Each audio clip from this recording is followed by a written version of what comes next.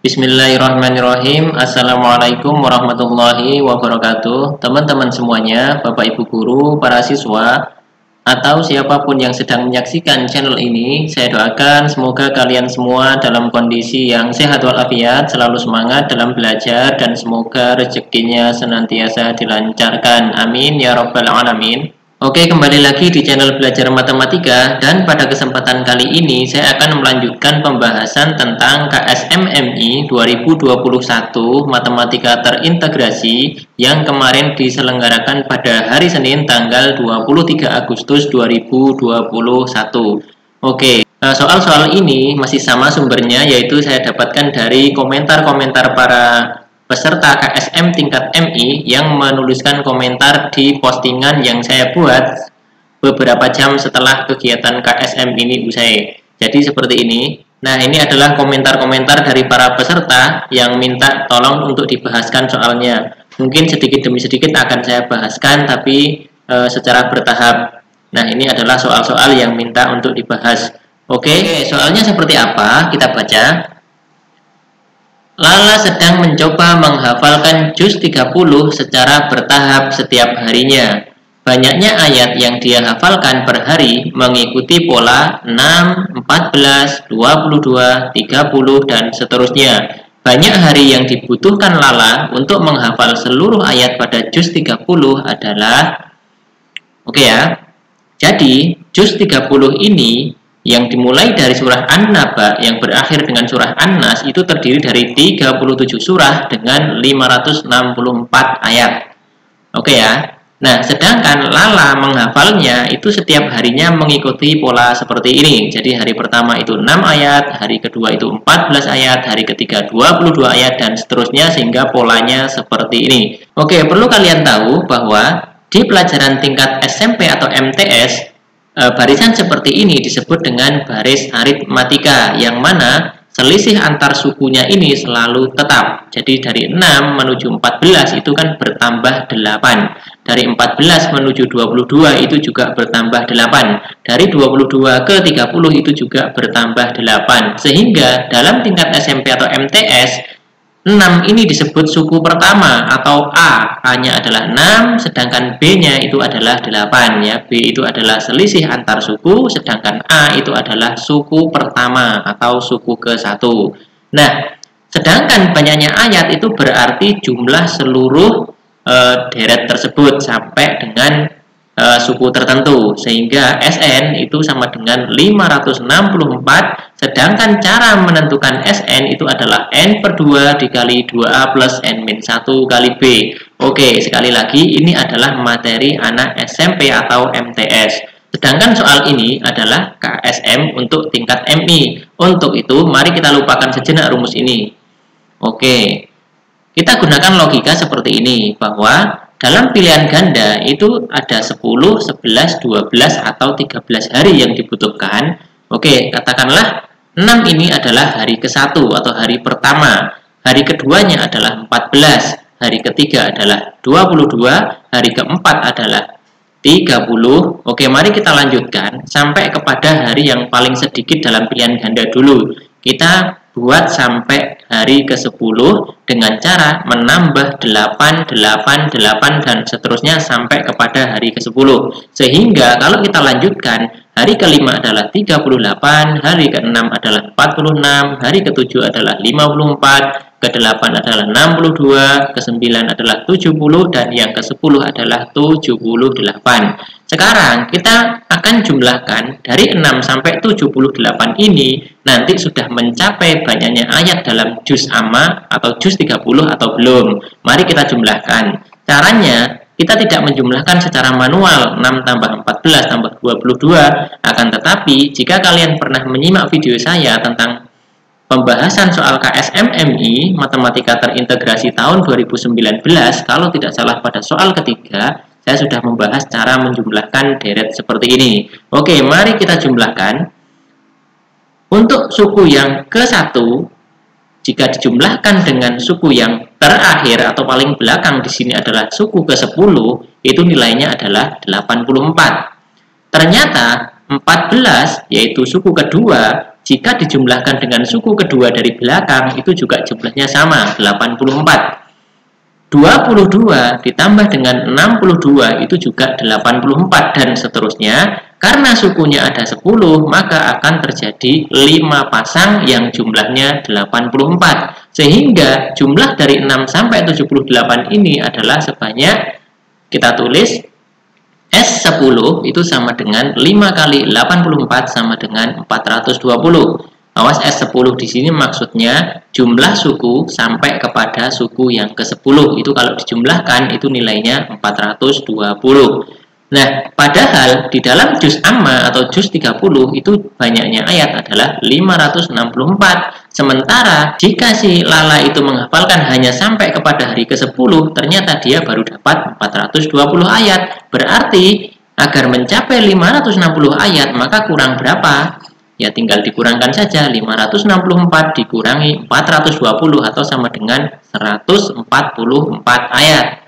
Sehingga 10 hari saja tidak cukup untuk menghafal seluruh ayat pada juz 30. Lalu kekurangannya adalah 144. Dengan demikian apabila kita tambah sehari lagi sampai hari ke-11 menjadi 86, itu pun belum cukup karena kekurangannya tadi adalah 144, bukan 86. Sampai pada hari ke-11 ini kalau dijumlah total 420 ditambah 86 itu baru 506. Padahal jumlahnya 564, berarti kan masih kurang 58 lagi. Berarti kita butuh 1 hari lagi, yaitu sampai kepada hari ke-12. Ya walaupun kekurangannya hanya 58 bukan 94, akan tetapi 11 hari saja tidak cukup untuk menghafal seluruh ayat pada juz 30. Untuk itu jawabannya adalah yang C, 12 hari. Oke, saya kira mudah dipahami ya. Kita lanjutkan ke soal berikutnya. Soalnya adalah seperti ini. Amir mengaji Al-Quran mulai dari surah Al-Fatihah, lalu hari berikutnya surah An-Nisa, lalu hari berikutnya surah Al-A'raf, dan selanjutnya meneruskan pola ini. Ahmad mengaji Al-Quran mulai dari surah Al-Fatihah, lalu hari berikutnya surah Al-Ma'idah, lalu hari berikutnya surah At-Taubah, dan selanjutnya meneruskan pola ini. Jika Amir memulai mengaji pada hari Jumat, sedangkan Ahmad memulai pada 1 hari berikutnya, maka surah yang akan mereka baca pada hari yang sama adalah titik-titik. Oke, kita harus tahu dulu pola dari Amir dan pola dari Ahmad. Nah, kita tahu bahwa dalam Al-Quran, Al-Fatihah itu adalah surah yang ke-1 atau surat pertama. An-Nisa itu surah yang ke-4. Al-A'raf itu surah yang ke-7, sehingga polanya Amir adalah 1, lalu 4, lalu 7, dan seterusnya. Sedangkan pola yang dilakukan oleh Ahmad itu mulai dari Al-Fatihah, yaitu surah ke-1, Al-Maidah, surah ke-5, surah At-Taubah, yaitu surah ke-9. Awas, akan tetapi si Ahmad itu memulainya tidak bersama dengan Amir, melainkan 1 hari berikutnya. Jadi, ketika Amir sudah mulai membaca Al-Fatihah, Ahmad belum. Sehingga pada hari berikutnya ketika Amir membaca An-Nisa, barulah si Ahmad membaca Al-Fatihah. Selanjutnya adalah Al-Ma'idah. Lalu berikutnya adalah At-Taubah, yaitu surah ke-9. Oke, kita amati polanya. Polanya Amir dari 1, 4, 7 berarti selalu bertambah 3. 1 tambah 3 sama dengan 4, 4 tambah 3 sama dengan 7, berarti kalau dilanjutkan adalah 10. Dan kalau dilanjutkan sekali lagi berarti 13. Sedangkan polanya si Ahmad itu selalu bertambah 4, karena 1 jadi 5 berarti tambah 4, 5 jadi 9 berarti ditambah 4. Kalau begitu berikutnya pasti 9 ditambah 4, yaitu hasilnya 13. Ternyata pada hari ke-5-nya Amir atau hari ke-4-nya Ahmad, mereka berdua membaca surah yang sama, yaitu surah yang ke-13. Dalam Al-Quran, surah yang ke-13 adalah surah Ar-Ra'd. Jawabannya adalah C. Oke, kita lanjutkan ke soal berikutnya. Soalnya adalah seperti ini. Rata-rata kecepatan Syamsul dalam melakukan 2 kali perjalanan Safa Marwah pada saat sa'i awalnya adalah 10 km per jam dan waktu yang diperlukan adalah 6 menit.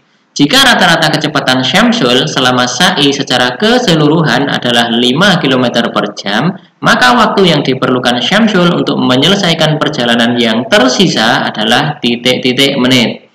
Oke, di situ ada keterangan bahwa 2 kali perjalanan Safa Marwah dilakukan selama 6 menit dengan kecepatan 10 km per jam. Perlu kalian tahu dulu bahwa sa'i adalah salah satu dari kegiatan rukun haji yang dilakukan dengan berlari-lari kecil dari Safa ke Marwah sebanyak 7 kali. Di sini 2 kali perjalanan itu lamanya adalah 6 menit, kecepatannya adalah 10 km per jam. Berarti kita harus tahu jarak dalam 2 kali perjalanan itu berapa. Kita tahu bahwa jarak itu adalah kecepatan dikali waktu. Berarti 10 km per jam dikali 6 menit. Kita samakan satuannya ya. 6 menit ini berapa jam?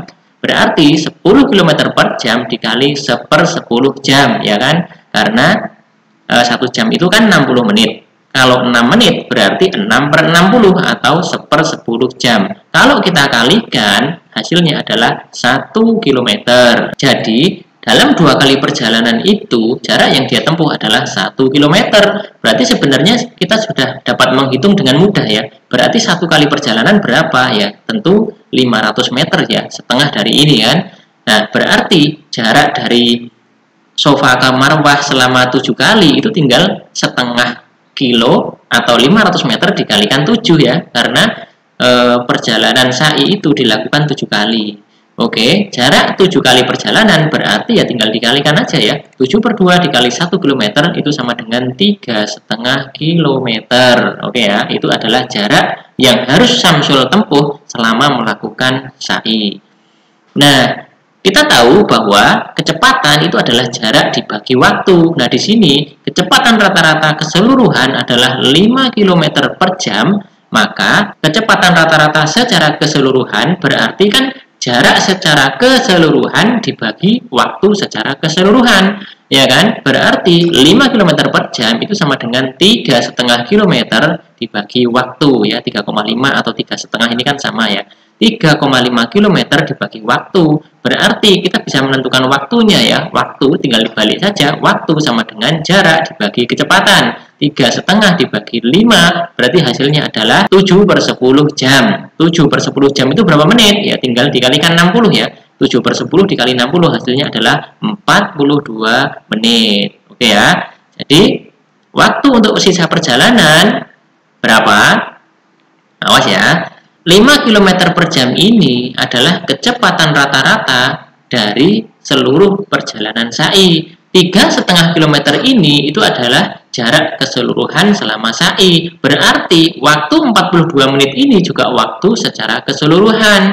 Padahal tadi 2 kali perjalanan yang pertama itu sudah ditempuh selama 6 menit. Sehingga kalau pertanyaannya untuk menyelesaikan perjalanan yang tersisa, itu berarti bukan 42 menit, tetapi 42 dikurangi 6 menit sama dengan 36 menit. Jadi jawabannya adalah A, 36.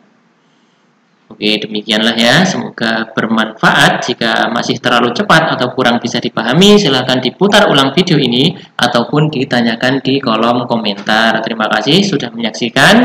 Jangan lupa untuk selalu dukung channel pembelajaran ini dengan cara klik like, comment, share, dan juga subscribe agar nantinya channel ini bisa lebih berkembang lagi dan bermanfaat bagi banyak orang. Terima kasih sudah menyaksikan. Sampai ketemu lagi di video berikutnya. Tetap semangat. Assalamualaikum warahmatullahi wabarakatuh.